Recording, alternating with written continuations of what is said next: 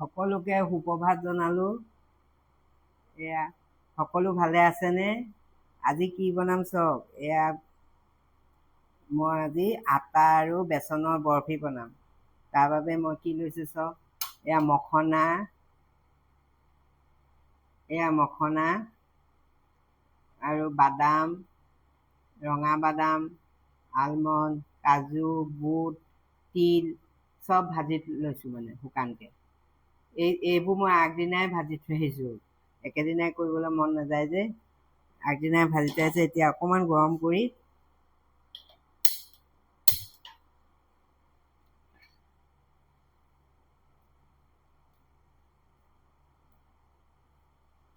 গৰম কৰি ল'ম।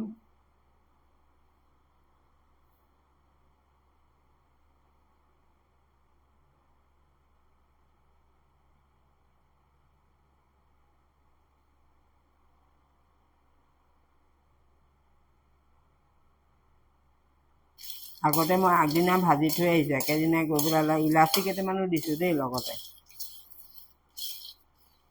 চাহৰ লগত খাবলৈ একো নাই। ৰাগি বৰফি বনাইছিলোঁ, শেষ হ'ল। ৰাজি বোলো আটা আৰু বেচনৰ এইবোৰ দি পেলাই এইবোৰ আপুনি মানে একদম মিহিকৈ পিচি নল'ব, অলপ খৰখৰীয়াকৈ থ'ব। আগদিনাই ভাজি থৈ আহিলে সুবিধা হয়। মই আগদিনাই ভাজি থাপ মাৰি কৰোঁ ঘৰৰ কামৰ মাজতে, নহ'লে বহুত দেৰি হৈ যায় কিবা এটা বনাবলৈ। সেইকাৰণে আগদিনাই এইখিনি ৰাতি ভাজি থৈ আহিছিলোঁ। এতিয়া হৈয়ে গ'ল। মই মিক্সিত ভৰাই লৈছোঁ। বগা তিলটো মানে খালে ভাল, সেইকাৰণে বগা তিলো অলপ দি দিছোঁ। চব বস্তু মিক্স হৈ আছে আৰু মখনাই। বেছি টান নহয়, গুড় দি বনাম। চেনি খালে বেয়া যে, এনেকৈ অলপ খৰখৰীয়াকৈ ভাজি ল'ব। এয়া মই পূৰা মিহি কৰি দিয়া নাই। চাওঁচোন, আগলৈ দেখাই আছোঁ কেনেকৈ বনালোঁ। পুনৰ মই সেই বাদাম ভজা কেৰাহীখনতে এতিয়া আটা আৰু বেচন ভাজি ল'ম। এয়া চাওক, এই কাপটোৰে মই আটা দিছোঁ 3 ভাগ আৰু বেচন দিছোঁ 1 ভাগ। বেচনটো কমকৈ দিব। আৰু এই চামুচখনে মই এই ডাঙৰ চামুচখনে মই 1 চামুচ, পূৰা 1 চামুচ নিদোৱেই, ইমান ঘিউ দিছোঁ। চব আধা চামুচ।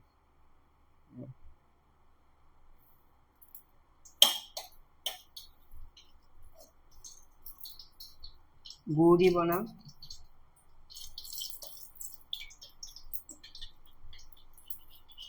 এই আটা আৰু বেচন দি দিছোঁ ইয়াত।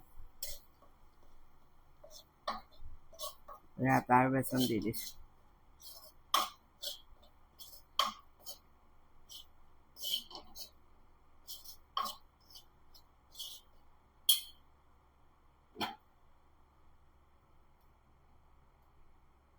আটা আৰু বেচন দি দিছোঁ। একদম খৰখৰীয়া হ'ব লাগিব আৰু বস্তুটো মানে ধুনীয়া গোন্ধ এটা ওলাব লাগিব। তেতিয়ালৈকে আপুনি ভাজিব। কমাই থৈ দিব, মাজে মাজে লৰাই থাকিলেই হ'ল। অনবৰত লৰাই থাকিব নালাগে আৰু বেলেগ কামো আপুনি কৰি থাকিব পাৰে। কমাই থৈ দিব, দেৰি যাবলৈ নিদিব। এই কেৰাহীখন খুব ভাল, বহুত পুৰণা কেৰাহী। ইয়াত মানে ভাজিলে বস্তু দেৰি নাযায় সোনকালে।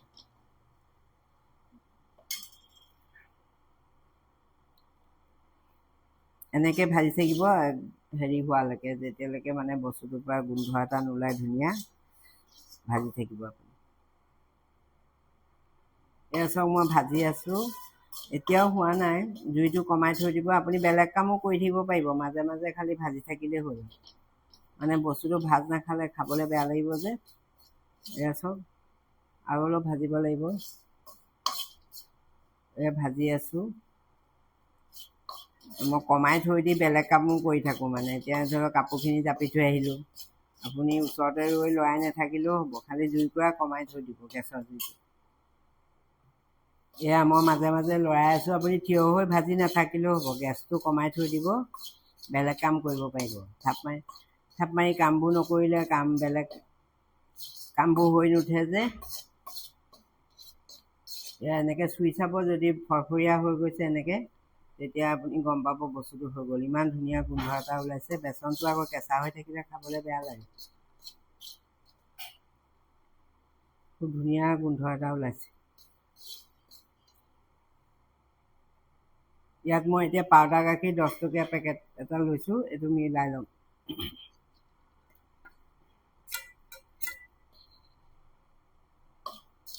গুড় দি বনাম। এতিয়া গুড়টো গলাই ল'ব লাগিব। এইখিনি একেখন কেৰাহীতে হৈ যায়, আপুনি বেলেগ কেৰাহী নল'লেও হয়। এয়া আটা আৰু বেচন ভজা হৈ গ'ল। তাত পাউডাৰ গাখীৰ 10 টকীয়া পেকেট এটা দি দিলোঁ। এতিয়া এইখিনি মই কাঢ়ি গুড়টো গলাই ল'ম। আটা আৰু চুজি লোৱা কাপটোৰে মই একাপ গুড় লৈছোঁ। গুড়খিনি মই ইয়াত দি দিম কেৰাহীখনত, আৰু অলপ পানী দিম, বেছি নিদিওঁ, এবাৰ 2 চামুচমান।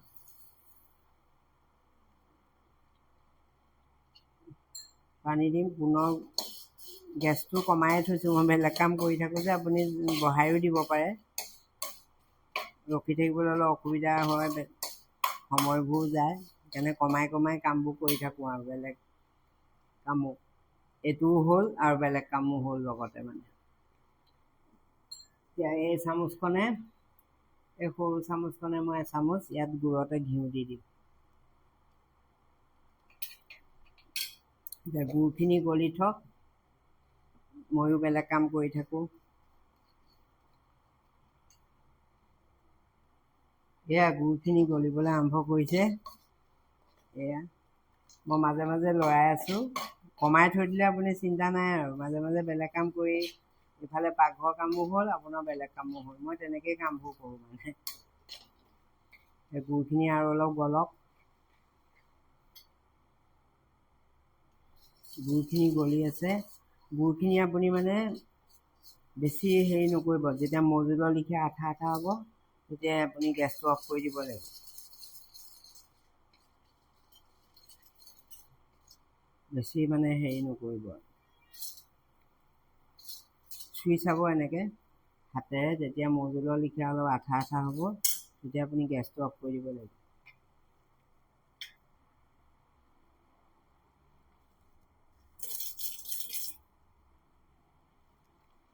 গুড়খিনি প্ৰায় হৈ গৈছে। গুড়খিনি মৌজোলৰ লিখীয়া যেতিয়া আঠা হ'ব, তেতিয়া আপুনি মানে গেছটো অফ কৰি দিব বা কমাই থৈ দিব। আৰু এই প্লেটখনত মই অলপ ঘিউ সানি লৈছোঁ। ট্ৰেখনত ইয়াতে মই বৰফিখিনি বাকি থ'ম। এইখন বৰ সুবিধাজনক। যাৰ নাই কাঁহীটো দিব পাৰে। এই ব্ৰাছডাল লৈ ল'লে ভাল, কিন্তু ব্ৰাছ নাথাকিলে আপুনি হাতেৰে মানে লগাই দিব।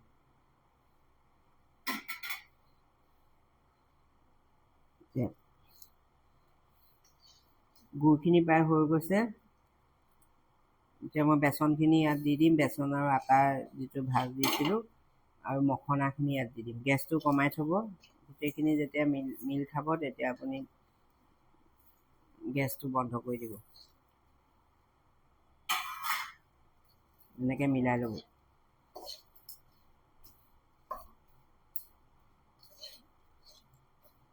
তিল, মখনা, গুড়,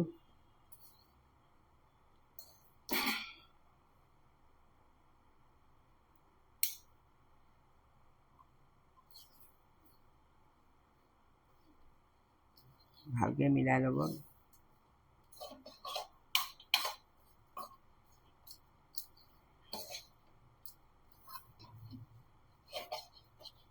অলপ দেৰি লাগে বনাবলৈ, কিন্তু আপুনি যদি বুদ্ধি কৰি বনায়, ধৰি লওক আগদিনা আপুনি মখনা চখনাও ভাজি থৈ দিলে, তেতিয়া আপোনাৰ সুবিধা হ'ল। আৰু পিছদিনা আপুনি বেচনখিনি ভাজিলে, ভাজি পেলাই আপুনি গুড় গলাই পেলাই দি দিলে উজু হৈ যাব। প্ৰায় হৈ গৈছে। মই গেছটো অফ কৰি দিলোঁ। গেছটো অফ কৰি দিলোঁ। এইখিনি গেছটো অফ কৰিলে আপুনি হাতেৰে মিলাই দিব পাৰে। ঠাণ্ডা হৈয়ে গ'ল নমাওঁতে নমাওঁতে। এনেকৈ হাতেৰে আপুনি এনেকৈ মিলাই ল'ব। বা হাতাখনে মিলালেও হ'ব। লাড়ুটো মানে এই প্ৰচেছটো ভাল, লাড়ু বান্ধি থাকিব নালাগে আৰু পিছত কাটি কাটি গ'লে পটককৈ হৈ যায়।